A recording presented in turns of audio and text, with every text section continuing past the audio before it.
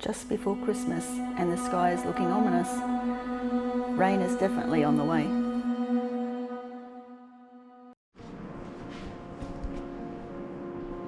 Usually our dining table is used as a workbench for keeping our camera gear on it. And this year we're going to tidy it up so we can have some Christmas dinner tomorrow.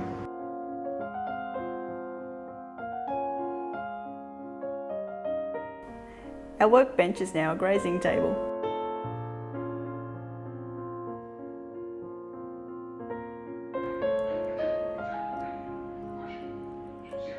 Merry Christmas everyone! Glazed ham looks absolutely delicious. Yummo!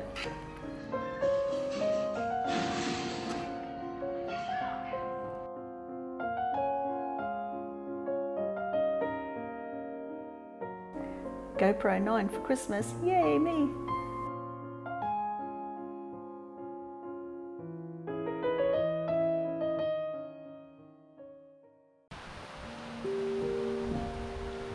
Our tropical rains have finally arrived. Look at these cheeky cockatoos stealing all our passion fruits.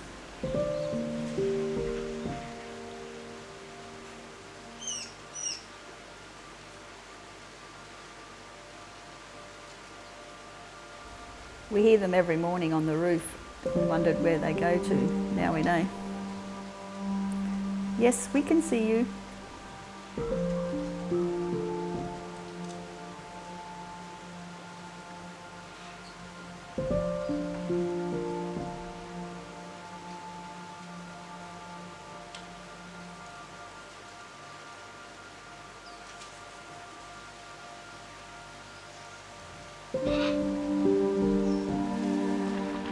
Boxing Day today, and the rain has finally stopped for now.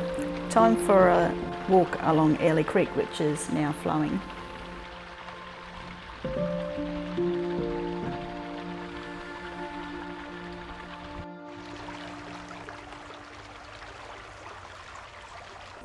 This track follows the creek all the way up the mountain until you get to a little waterfall.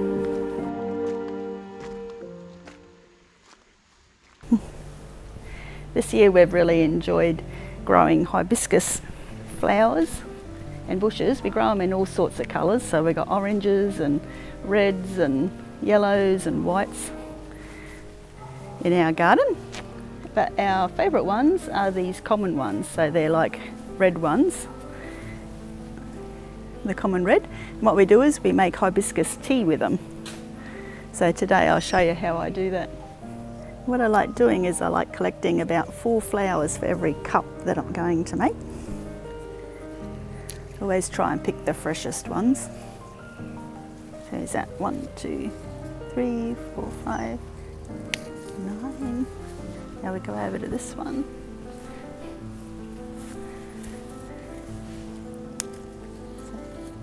10, 11. Looks like we're picking all the flowers off the tree, but the next day there will be plenty more again because we do this every day.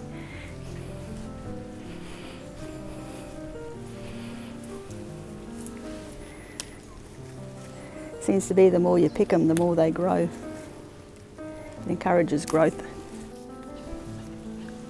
Okay, so there we are, all of our hibiscus red flowers that we're going to make into hibiscus tea. Look at these beauties though. Wouldn't it be nice to make some tea out of them? I was reading up why people don't use other flowers, other colours of hibiscus for tea, and it's because sometimes they could be mixed with a different flower, where these red ones are the originals. Yeah, sometimes the off colours could be pollinated with a different flower that's not hibiscus, and so they could be poisonous, or not as good as these ones. Okay, so the first thing I do is I wash the flowers. It's basically just to get rid of all the bugs that come onto the flowers and any dust. And then what I do is I separate the petals from the rest of it and keep the petals to the side. So they're the ones that you're going to use to make your tea. So there's all the petals separated from the rest of the flower. They're the bits that we're going to put in boiling water now to make the tea. What I do is I always measure my hot water with a jug, so then I know I'm going to make a full jug's worth of tea.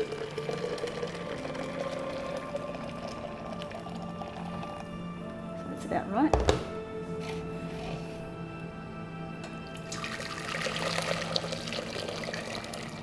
As I think I might have said earlier, I use about 4 flowers to every cup, so that's about what I do, but it's all on personal preference. Some people like tea stronger than others and some like it lighter.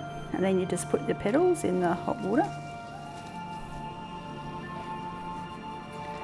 You give it a stir around. And then you leave it for about 15 to 20 minutes.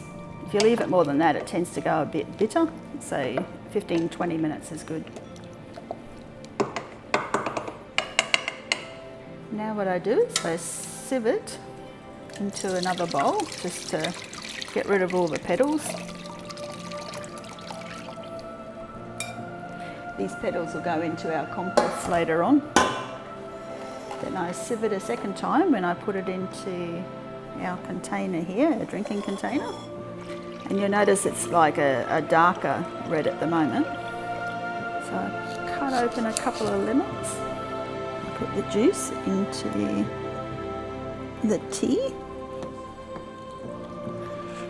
And what this does, if you look closely, it'll make it into a beautiful lighter red colour. Like a pinky champagne colour, I suppose, the more you put in. You'll see it's starting to change colour now. Give that a bit of a stir. See how the colour's getting lighter? Again, it just depends on your taste. You don't have to put the lemon in. You can also put lime. Or you might just like the darker colour.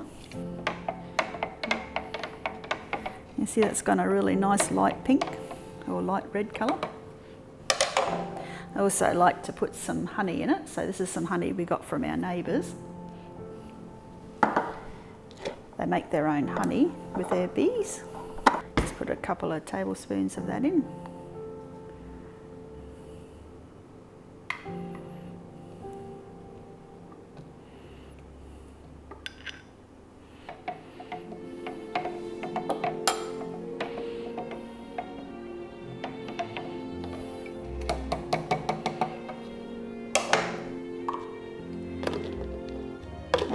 Then I'll wait for that to cool and then pop it in the fridge, because personally we like to drink it cold and chilled because it's summer here in Australia at the moment, so it's like a cold tea.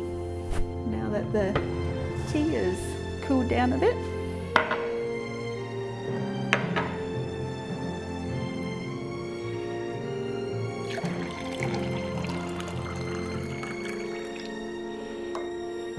on a really warm day you can put some ice cubes in it.